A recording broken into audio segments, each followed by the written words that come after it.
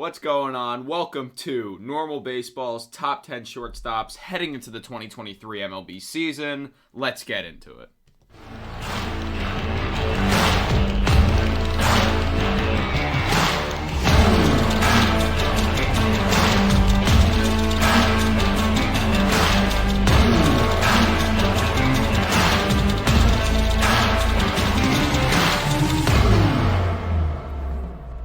What's going on? Welcome back to yet another episode of the Normal Baseball Top 10s for 2023. Today we are doing our top 10 shortstops heading into the 2023 MLB season. Lewis, I'm excited for this one. What about you? Oh yeah, let's jump right into it. There are so many good shortstops in baseball nowadays, this season especially. And it just seems like that number of good shortstops has been growing every single year. There's always new guys. There's always the same guys. There's always just studs at the shortstop position, which when you think of shortstops, that is what you normally think of, studs. We're going to get right into it. The way we're going to do this is we both have our own individual lists. We don't know each other's lists. And we're going to compare our lists. Go one by one, 10, 9, 8, 7, 6, 5, 4, 3, 2, 1. See what we have in common, see what we have different, and kind of explain reasons for each one. So I'm excited. Yeah, as am I. Shortstops are some of the most athletic players on the teams, mostly. So let's just, without further ado, get right into it. Lewis, who is your number 10th? Who is your 10th best shortstop in baseball? My 10th best shortstop in baseball is Amed Rosario of the Cleveland Guardians. He had the highest OPS of his career, but it just barely... OPS plus of his career. It was 106, which, in the terms of baseball, not amazing. But I do think that shows that his career is on the up and up, and I think that he just had the best season of his career, where he led the league in triples. That's important. That's cool.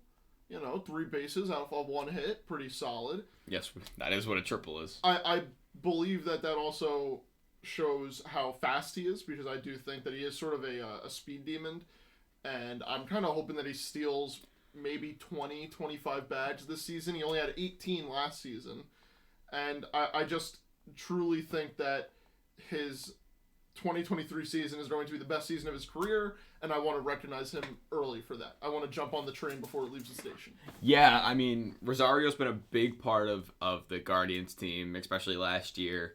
They're looking to be even better this year. He's going to be a big part of that. And yeah, I think he has been really almost underrated the last couple seasons. Yeah, he doesn't hit that many home runs, but he's got speed, 9 triples, 18 stolen bases. And he's hits for a 283 average. 2021 he hit 282. 2023 he hit 283. So he has got his average up there since coming to the Guardians. And yeah, I mean, I like that pick, but he did not make my list, unfortunately. He just kind of missed, mostly because of I had to take into account a lot of hey, this guy.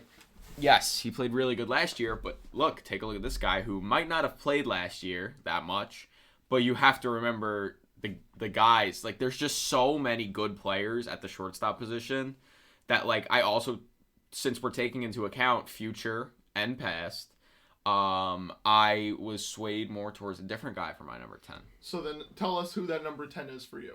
My number 10 is Tim Anderson of the Chicago White Sox. Okay. He only played in 79 games last year. Because of injuries. So, yes, a horrible bat to lose, but he's one of the best shortstop bats in baseball in terms of just kind of all around, does a little bit of everything. He hits for a very high batting average. He can hit some home runs, some doubles. Tim Anderson's bat isn't, I would say, elite. Not top of elite, but maybe towards the bottom of elite, because of that average and his ability to get on base and especially hit when it matters. My only concern is he did have hand surgery last season, but hopefully everything's feeling a lot better. Great defense, and I think he'll have a good year next season because he's going to be back full time. And I expect him to have a good year, but maybe not the best of his career, but still very value and very good for the White Sox. All right, I will admit Tim Anderson did not make my list. I put Ahmed over him because if Tim Anderson were to, I would have put him at 10. I put Amed Rosario over him just because Amed Rosario played a full season in 2022. But, Tim Anderson, I think everybody's rooting for him. I don't know. I tried not to go based on, we've seen Tim Anderson play games in a season. I don't think he's going to not play that many games next season. So I'm high on Tim Anderson, especially because it was just an injury. He's just coming off an injury. I think he'll be okay. I'm excited. So. All right. And I love Tim Anderson, so. I can understand that. So that's my number 10, Tim Anderson. Your number 10 was Amed Rosario. So we were already starting out different. Yep. But the thing with this list is that there are so many options. Yes. For everything, there's so many options. So it could go very differently. Depends on what routes we decided to take. Certainly. So do you want to give us then your number 9? Yeah, sure. My number 9 best shortstop for 2022 from the St. Louis Cardinals is Tommy Edman. This one was tough. This list was so tough. Having Tommy Edman towards the bottom at my number 9 spot felt weird. Third year in the majors last year, or fourth technically. Played in 153 games, had a 265 batting average, 6.4 WAR. Defense is amazing. He was second in D-WAR last season, which, yes, defensive WAR is a very wishy-washy stat, but either way, still has very good defense. 31 doubles, 13 homers, 57 RBIs. He's going to be at shortstop full-time this season, one can assume, as opposed to last year when he only played 80 games at shortstop. We can assume that he will be their everyday shortstop in St. Louis. I'm excited. I think he's going to have a better season than last year, being able to get comfortable at shortstop and just focus on that while also focusing on maybe getting his bat even better than it was. So I think he has potential to hit 40 doubles this season. He's also fast. He's just he can do it all. He could do it all at different points. Last year, he stole 32 bases. So, I think that value is just incredible, and that's what makes me high on Tommy Edman. All right. I will admit another guy who I did not have on my list. Really? Yeah. That actually kind of shocks me. Because I do think, if anything, Tommy Edman is a definite top 10. No matter, yes, he will be towards the bottom, but I feel like he's a definite top 10.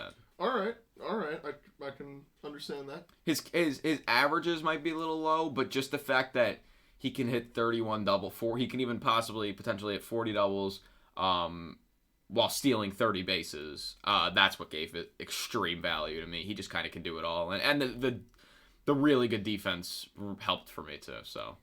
Okay. So didn't have him on your list. That does shock me a little bit. All right. So at my number 9. I had Jeremy Pena of the Houston Astros. I think that he had a rookie season, sort of road to the show-esque. Comes in to a great organization where he immediately becomes the starter, right? Plays a great full season where he finishes 5th in Rookie of the Year and wins a Gold Glove. And then goes into the postseason where not only does he win ALCS MVP, he wins World Series MVP and wins a World Series with the Houston Astros. Just really great stuff.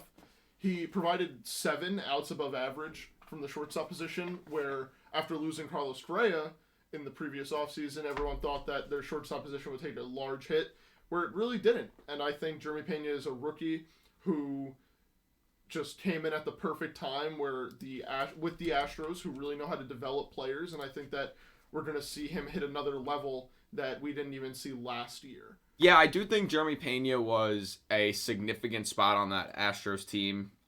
He took over for Correa perfectly almost. You couldn't ask for much better from a rookie, especially considering. And he came in, like you said, good defense, really good defense. He's taken over for a platinum glover in Correa, but he took over very well. Still very, very good defense. And the bat was good. Obviously, in the playoffs, it was amazing.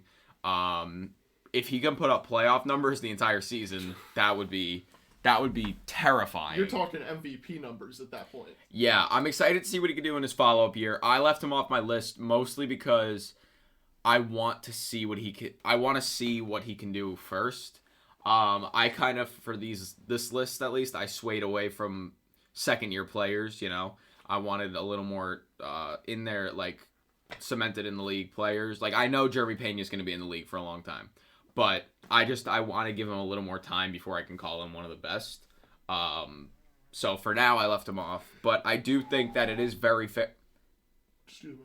But I do think that it is very fair to have him on your list. Like, I completely understand that. Yeah. So that's pretty cool. We're through 2 each, where we both did not have the same players. No. Pretty cool. Neither of us had the same players for those, which is fine. That's what makes these lists fun. Yeah. That was not English. That's what makes these lists fun. We have some very significant differences. But, yeah, I left Jeremy Pena off. And there are a couple more young guys who I could have put on that I'll talk about it later, but I just didn't because of the fact that they're that young, and I just wanted to give them a little more time before I can call them one of the best. Okay. Do you want to give your number 8, or do you want me? I give my number 8? Go ahead. Okay. My number 8, best shortstop in baseball this season. This might come as a shock, might seem a little low. I have Dansby Swanson at my number 8. Best shortstop in baseball this season. Last season, he played 162 games. Simple as that. That alone is incredible. That is not seen too much in baseball anymore, playing every single game of the season. He does it a lot, too. It's not like this is like the first season that he's had that many games played. This is nothing new for him.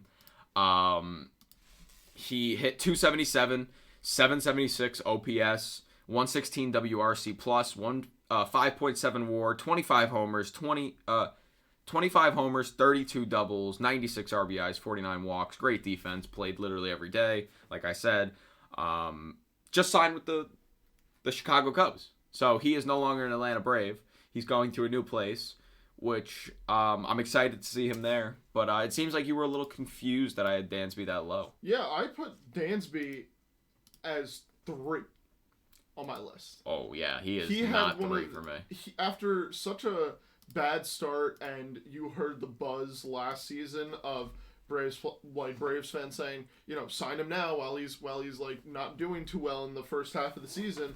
In the second half, he put up one of the most amazing performances, like you said. Played all 162 games, and he turned it around and finished 12th in MVP voting, which is great. He has just plus defense in my mind. He's amazing at defense and can really turn up the bat when he needs to. That's what really put him into the number 3 position for me. So that's we're far off.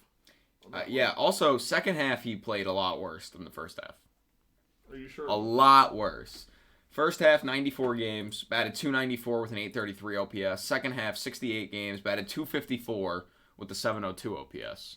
So he actually got worse. Then maybe I wrote it backwards. That's on me. He actually got worse as the season went on. Dansby, I really could not have him higher on this list, mostly just because of, I wanted to. I think I could have moved him up 1 spot because I think he is probably going to be better than my next one. But I don't know, just something about it for me. Yes, he just had a career year, but he's moving to Chicago now. It's more of it's less of him being worse and other guys just being better. I think these other guys who I have in front of him will have better years. But I understand. He's going to be a big part of that Cubs team. He's going to try to make them sneakily good because a lot of people don't think that the Cubs are going to be much this season. I think he's going to try to make them as good as he possibly can. I don't know, just something about it. When you have a feeling about a guy, I just don't have a feeling for next season at least. Compared to the guys I have in front of him, do I think he'll still be good? Yes, but okay. I have him a little lower on this list. You had him number 3. I had him number 3. I'm very high on him going into the season. That confuses me because I do think my first 4, even maybe 5, are it's them 5. You can interchange them a little bit, but it's them 5. So that does interest me a little bit. All right. Who'd you have at your number 7? Number 7, or sure not number 8?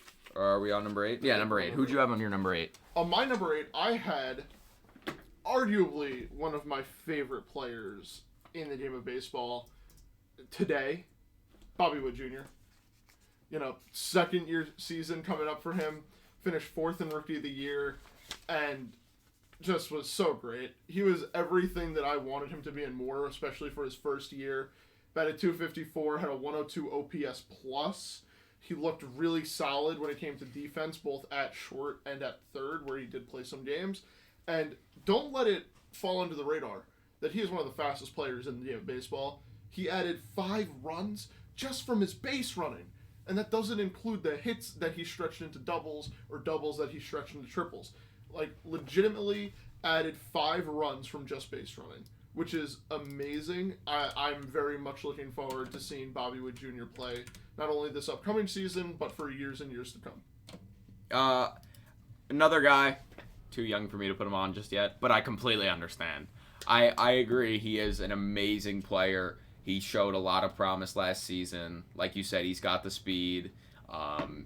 He's got kind of everything that he ticks off all the boxes. But for me, second year coming into his second year this season, I felt a little uncomfortable putting him that high on my list. Do I think that means by the end of the season he can't be a top 10? In my opinion, no. I think by the end of the season he very well could be. But too early for me to say that. Same with Jeremy Pena. It's the same argument that I'm going to be making because Jeremy Pena and Bobby Witt are both very young guys who I'd like to see prove that they can do it consistently a little bit more before I fully drink the Kool-Aid on them. Yeah, and as people who tune in whenever we upload, I feel like I am known to really favor the rookies and the young guys who are going to be the next generation. I favor rookies and young guys. How many of them are on your top 10? That doesn't.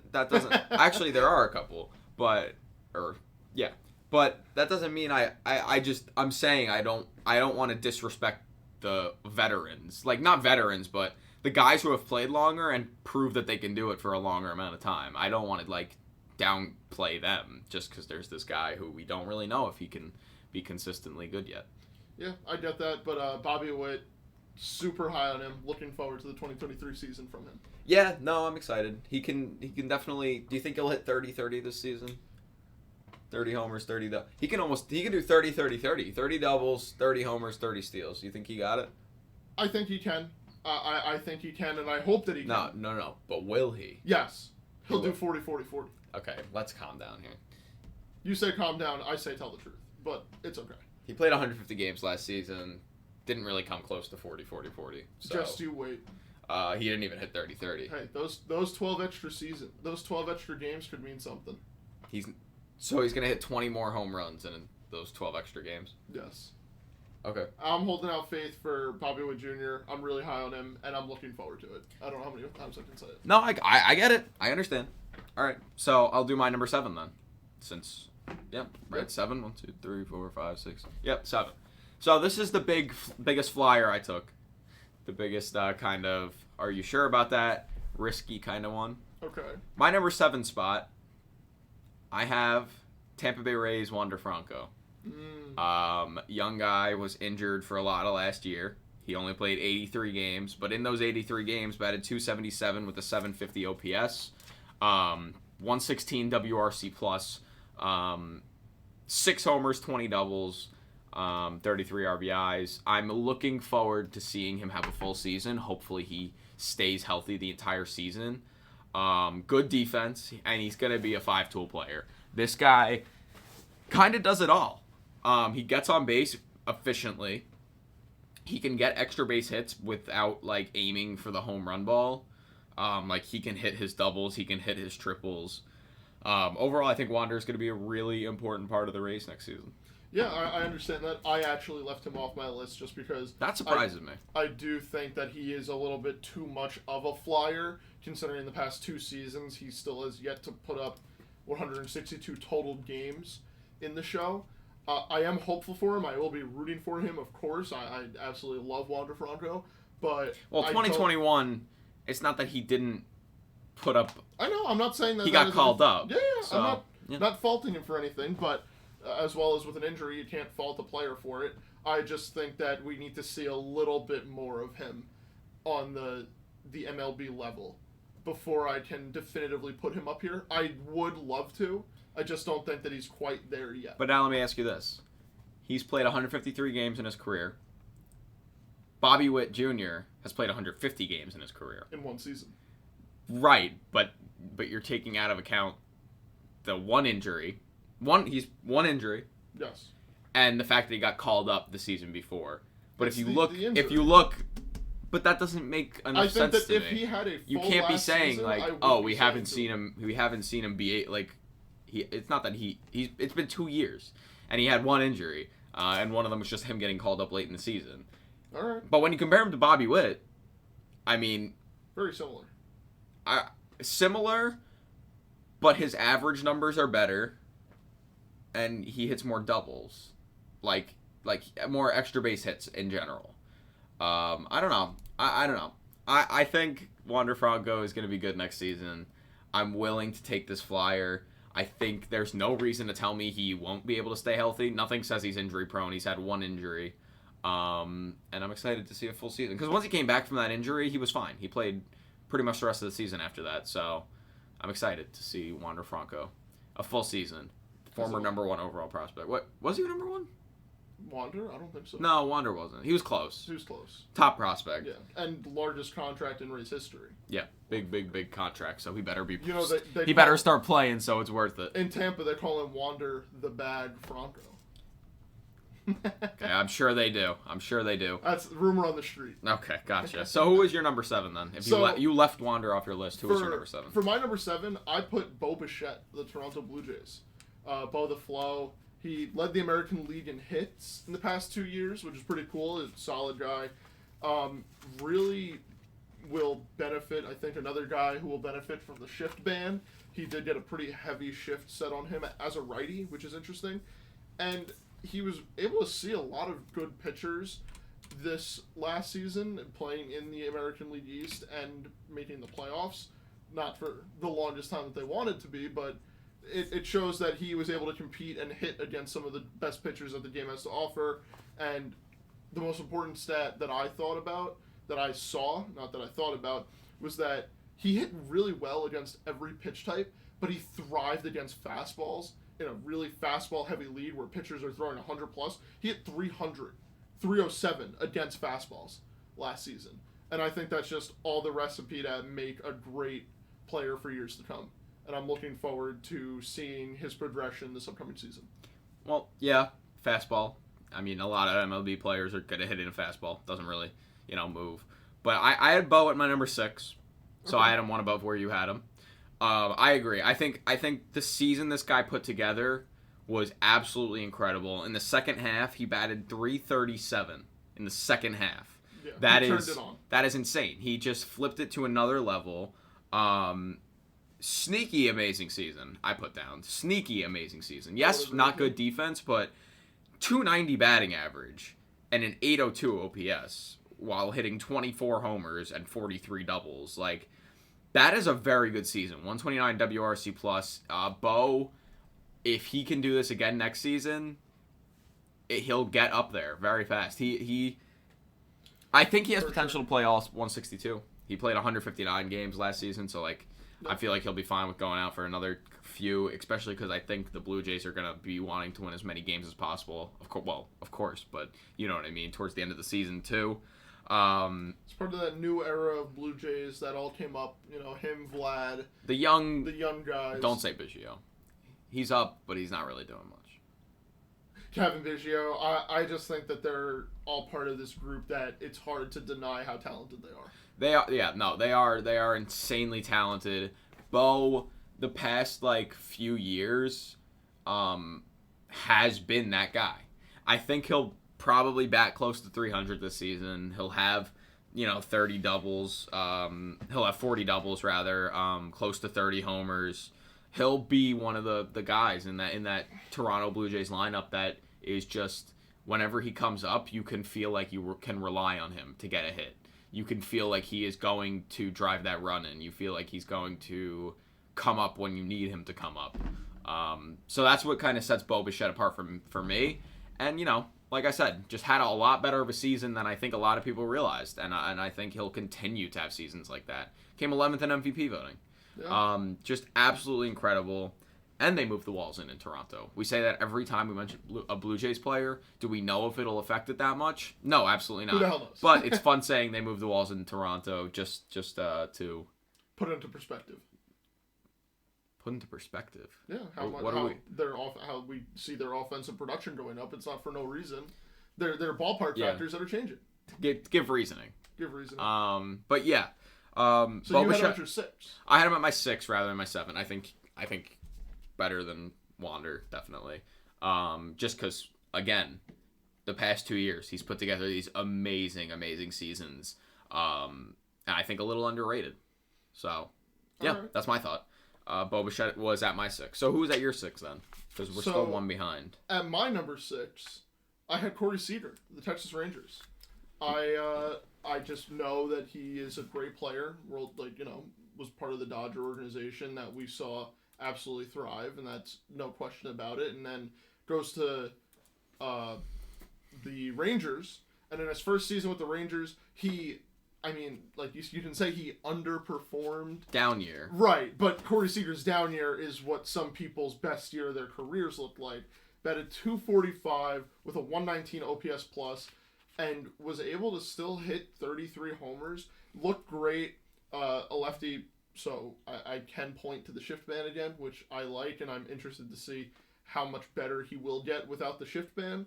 And I wouldn't sleep on a 30-double, 30-homer season from him this season, at bare minimum. I mean, yeah, I was going to say at bare minimum, because this guy is more than capable of putting up a 30-30 season. Yep. We just said in his down year this year, or last year rather, he put up a 4-WAR, 33 homers, 24 doubles. So he is more than more able to get a 30-30 season. Not amazing defense, apparently, from what I read. He struggles turning double plays. Yeah. So that's just a little bit of information. But his bat is so beneficial. No, I know. No, I am not trying to downplay him at all. I'm just saying, that's just what I read. I thought it was pretty funny. Just interesting. Like you said, the banning of the shift is going to help him a lot. I wrote down, shifted 9th most in MLB against 92.8% of his plate appearances he was shifted against. So hopefully he gets some more hits. He can up that average this season, which I think he will. Do you think he will? Yeah, I really hope that he will. Let it be known that this season he hit the most home runs of his career, but sacrificed his average. And I think now that he sort of maxed out on that, he saw what his potential would be if he just strictly hit for power, sort of. And if he didn't try to hit for power, now I think he's going to find a great middle ground. And, like we just said, 30-30 season is bare minimum for him this upcoming year. And I'm really hoping that he gets it. Yeah, the Rangers got a lot more than I think they're going to, with the span of this contract, get more value than they thought they would. Yes. I think he's going to get even better over time. He's only 28. He's going to keep getting better for the next few years at least. Like you said, he just had a power season, his highest home run count by far. Now, did you have him on your list? Yes, he was my number 5. I thought I said that. I guess okay. not. Just making sure. That's my fault. He was my number 5, so I'm one ahead of you still. Okay. He was my 5, right in front of Bo Bichette.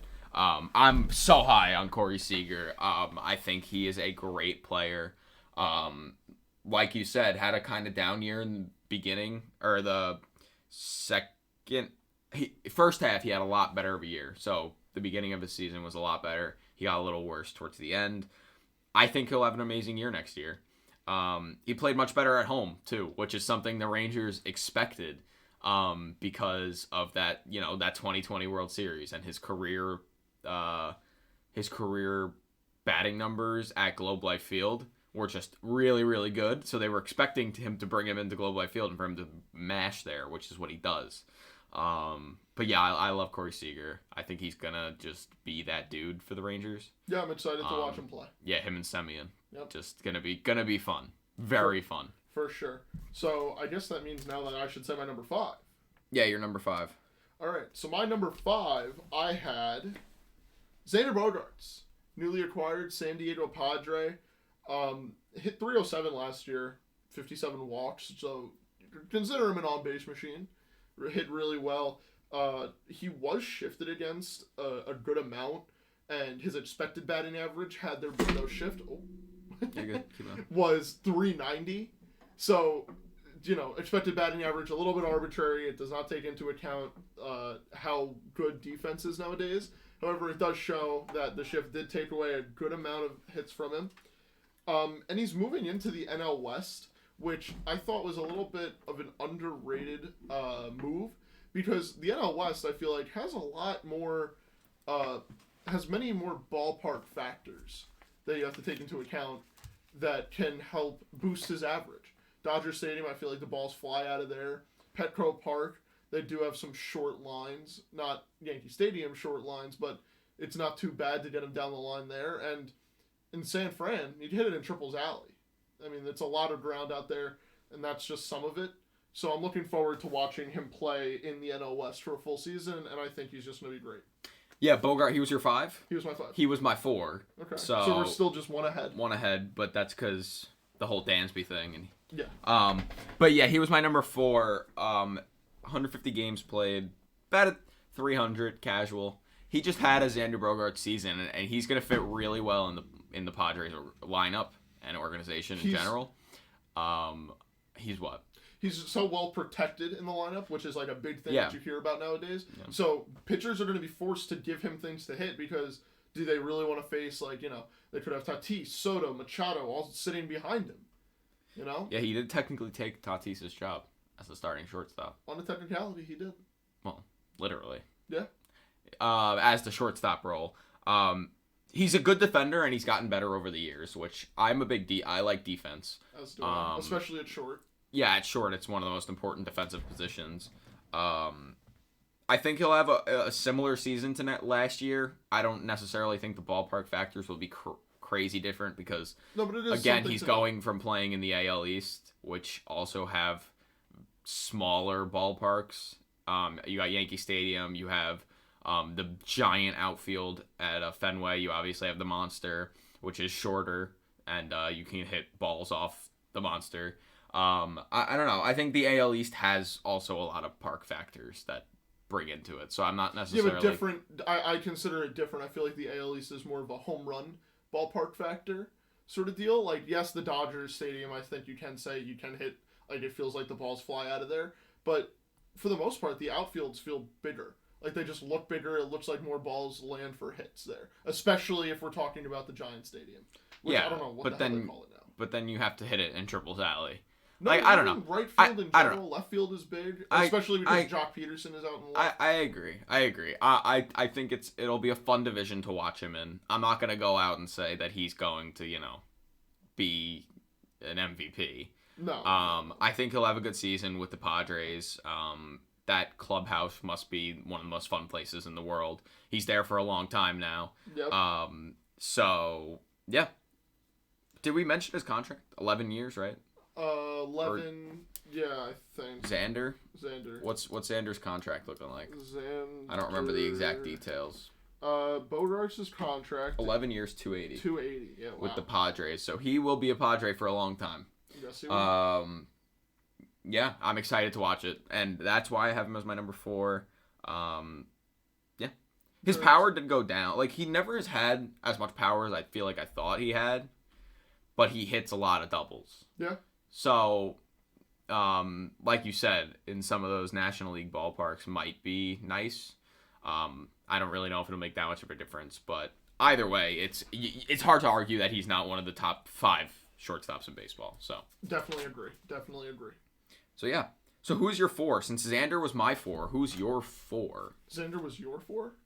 Xander was my 4. Okay. And he was your 5, right? Yeah. So who's your 4? Okay, so my number 4, from the Big Apple, Francisco Lindor of the New York Mets. Plays great defense, has amazing range. It just kind of, it's like, if a ground ball's ever hit near him, it just kind of feels like it gets sucked into a black hole. There's no really getting by him for the most part. Definitely has the speed to steal more bases than he has last year. He stole 16 last year. And his bat was absolutely fine, I think, being nestled into the New York Mets lineup. and batting 270 with a 125 OPS plus just shows that he was able to more than hold his own, was a very great bat to have in that lineup. And I think that we're going to see him just perform even better than last year because, again, another young shortstop guy who has been in the league for so many years, it's hard to deny how good he is. Yeah, he's coming into his 9th year, and he's only 29 years old. So he's another one of those, like you said, guys who just came up really early. His first season when he was 21. So he's still very young, and he plays games. He played 161 games last season, one short of every game. Like I've said before, that is extreme value right there. Yeah. And when you get a guy who, if they're not injured, is willing to literally play every single day, that is some value you don't get anywhere else. He was my number 3. Okay. So now I believe we're even. We just have 2 and 1 left. Yes, he was my number 3. I would like to see a little bit more power from him next season. He had 26 home runs, but I want to see that OPS jump above 800. Right now, his OPS last season was 788. So I'd like to see a jump above 800. I think he's the heart and soul of that Mets team, a team that wants to win next season, a For team sure. that's on the hunt to win a World Series. That's their goal. If they don't win a World Series, it's a failure. And Lindor is going to have to be a very big part of that if they want to do that. And he hits incredibly. We didn't even mention it. He's switch hitter, incredibly hits from both sides of the plates. It's not like one side of the plate he's worse at. Like, he can bat lefty or righty and beat you just as bad either way. So I think Francisco Lindor is amazing, and that's why I had him at my number 3 shortstop in baseball. I think next season he'll, with no injuries, play every single game, 162. Yep. Let it be known, the only game that he missed was, I believe he got a hit by pitch off the thumb, where originally I remember not being at the game, but I remember watching the game, and everyone was saying, oh, it might be broken, and then he's back in the lineup 2 days later. Electric. Like, just, it's so obvious that he just wants to play, and he's so happy. Like, they don't call him Mr. Smile for nothing. Oh, yeah. No, And he wants to play the game. He just wants to play, and he's great at the game. I agree. He's having a fun time in New York, and as long as they're winning, he's going to be having fun. So, and he's going to be a big part of that winning. So Yes, he will be. He's the poster child of the Mets. Currently, yeah. 100%. Him and Pete are just the faces of the organization. Yes. I think he'll have a 30-30 season next year. 30 to what? All right. He'll have a 30-30 season next year. Yes. If I had to guess. I would agree with you. I'm just excited to see him because, like I said, and like we both said, he's one of the most fun players to watch in baseball. I'll never forget watching him hit 3 homers against the Yankees at Citi Field. Absolutely electric. Yeah. Just crazy. He does not, and I mean, it's shown his whole career, he does not shy away from the big moment. I'm a big Frankie Lindor guy. Okay. Big Frankie Lindor guy. Good to know. But, yeah, looking forward to watching him play this upcoming season and for years to come, of course. So he was your 4? He was my 4. Behind Dansby. Behind Dansby. So Dansby was your 3. Yes. Still crazy to me. Shout out Mets fans. He was my 8th. Braves fans hate me. I left Olsen off my first base on accident. Yep. I left Ozzy off. Yep, and you put Dansby And I put Dansby at 8. Whatever. True Mets fan, Matt. I'm not a Mets fan. True Mets fan. Not a Mets fan. All right. Anyways, we both have our 2 and 1 left. Coming to a close. Do you want to give your number 2? I know there's no feasible way in my head that these aren't the same players. Might be in different orders, but I think at this point it's impossible to not have the same first 2. Okay. My number 2 was a guy who changed teams, or did he? He changed teams. It's Trey Turner of the Philadelphia Phillies is my number 2. I would have loved to put him at my number 1, but the number 1 just kind of overtook.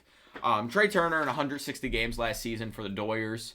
Batted .298 with an .809 OPS, a 128 WRC+, 4.9 WAR, 21 homers, 39 doubles, 100 RBIs. He's a plus defender. He's 5-tool. Yep. He can run like no one has ever ran before. Mm-hmm. Like, not even necessarily talking about how fast he runs, but how smooth he runs.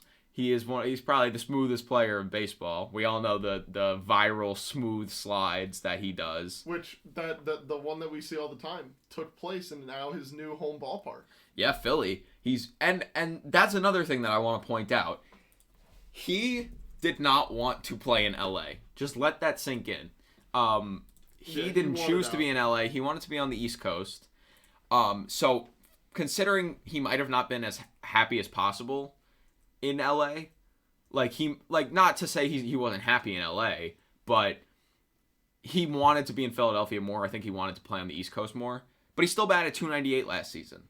Yeah. And he still had 27 steals, 100 RBIs, 4 triples. Like, he just does it all, and he gets to the plate a lot. He gets a lot of hits. He gets on base a lot. That's all you can really ask for in a shortstop, and he's probably one of the most athletic guys. And he's a great fit for the Phillies lineup, by the way. The Phillies signed him to... Yeah, they needed a bat like him. They signed him to an 11-year, $300 million contract.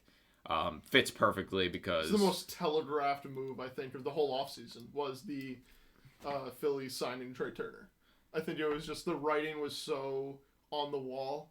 Like, it made sense. Everybody knew that Trey Turner wanted out of the Dodgers. Like, he wanted to go back to the East Coast. And when you look at all the players on the teams on the East Coast who were in free agency who wanted to sign somebody, it just made sense. Yeah. Yeah, and it's like the perfect balance because the Phillies lineup is notoriously... Boom or bust. Like hot or very cold. And Trey Turner's one of those guys who's consistently hot. So they needed a very consistent bat in their lineup, and that's what they got. Yeah, for sure. So Trey Turner's my number 2. Yeah, and I had Trey Turner at my number 1 for every reason, and I do want to add on that his new home ballpark, much more hitter-friendly. So could we see a true 30-30 season out of him? Because he can steal. There's no question about that. Put up 27 stolen bases last year and 21 homers. More hitter-friendly ballpark. I'm looking forward to seeing if he can push that, because that, I think, is what Trey Turner is a 30-30 guy, and I think that he'll show it. Yeah, I think Trey Turner is going to have an amazing season next year.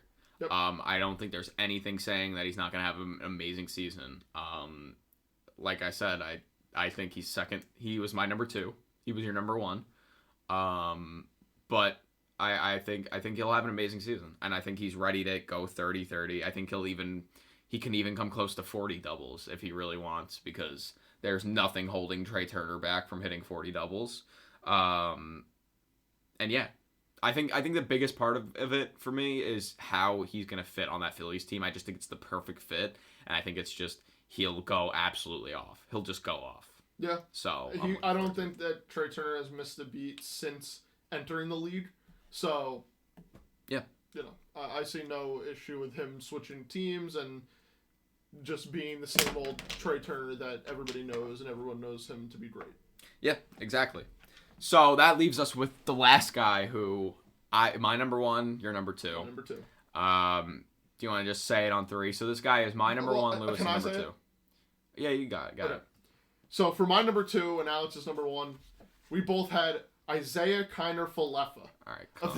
All right. My number 1 from the New York Mets. No, wait. From the San Francisco Giant. Wait. No, wait.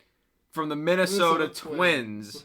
It's Carlos Correa, the 28-year-old shortstop, who was almost a Met and then was almost a Giant. Other way around. Almost a Giant. Well, I just mean, I wasn't going in order. I just meant both. He played 136 games last season. He missed a little bit because he was injured, which is obviously his biggest downside is will he get injured? And that's why a lot of teams didn't sign him last season. That's why the whole thing happened with the Mets and the Giants. People were worried about his injuries. So do I think it'll be a problem? I honestly, if you want my honest opinion, no, yes. I don't think it'll be a problem. I think he'll be okay. I don't think his ankle's going to fall off in the middle of the season. He signed a 6-year, $200 million deal with the Minnesota Twins. He is the best defensive shortstop in baseball. Well, yes, I agree with you. It certainly is the best defensive shortstop in baseball.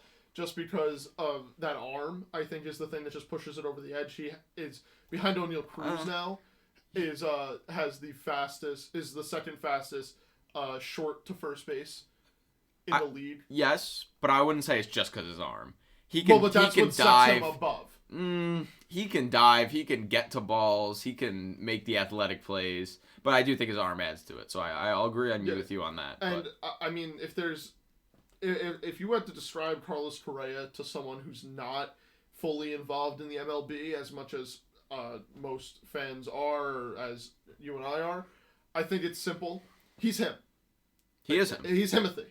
Like you don't go out and agree to two separate $300 million contracts in one offseason just because you felt like it. You have to earn that right to be offered that contract once in your career, let alone twice, let alone the fact that technically his Twins contract, if you include last season and if you include all the team options towards the end of the contract, it becomes a $300 million contract. Correa is a great player, all around amazing. I had him at 2 just because I think Trey Turner's going to have a better season this year. But again, very interchangeable. Carlos Correa, you're a great player. Yeah, I mean, I don't necessarily think that, him and Trey Turner, the whole thing for me was I put him over because, well, first of all, former Platinum Glove, and he has the ability to become a Platinum Glover again. Certainly. If he puts a similar season together and plays the entire season. Yes, my biggest thing was, can he stay healthy? But I think after the wild offseason he just had, he's ready to prove some people wrong.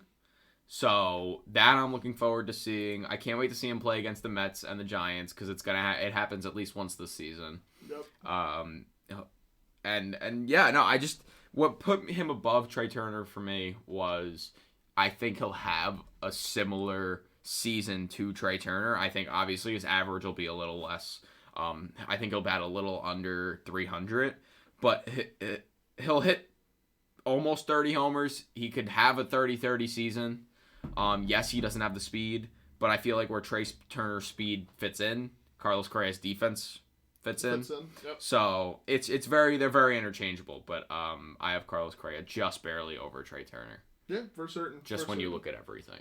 I can understand that. I think, in my opinion, they're so interchangeable that it should just be you have third place and then tied for first type of thing. They're just both great players, and I'm looking forward to watching both of them. And Correa, just congratulations on one hell of an offseason. Arguably one of the most theatric off seasons in the history of baseball. Oh, he had a fun time. And it's funny because of the last off season, where did he just like being a free agent and like having the power? But he didn't have the power this offseason. I mean, do you want to get into that right now? He doesn't. No, we can't get into that right now. We don't have time. This is a whole 2-hour conversation. Yeah. So that was our top 10 shortstops. We thank you guys for listening, watching, viewing, liking, subscribing. Before we go, we'll just read our lists over one more time. Lewis, do you want to go first? Just read from 10 to 1. Who are your top 10 shortstops in baseball? Oh my god. Yeah, sure. So at 10, I had Ahmed Rosario. At 9, Jeremy Pena. 8, Bobby Witt Jr. 7, Bo Bichette. 6, Corey Seager. 5, Xander Bogaerts. 4, Francisco Lindor. 3, Dansby Swanson. Carlos Correa at 2. And Trey Turner at number 1. Okay. For my list, I had Tim Anderson at number 10. Tommy Edman at number 9. Dansby Swanson at number 8. Wander Franco at number 7. Bo Bichette at number 6. Corey Seager at number 5. Xander Bogaerts at number 4. Francisco Lindor at number 3. Trey Turner at number 2. And Carlos Correa at number 1. Should we clap it? We should clap it up for all the shortstops in baseball for being such athletic demons. And I hope all of them have a good year next season. I hope they're all in the MVP race. I hope every player in baseball is in the MVP race. I believe they all start in the same position on the MVP race, so you're getting your wish early. I also will say, killed me to not have O'Neal Cruz on that list. But, again, maybe after the season. I think I can rattle off 3 honorable mentions. No. Who? O'Neal. Jorge Mateo.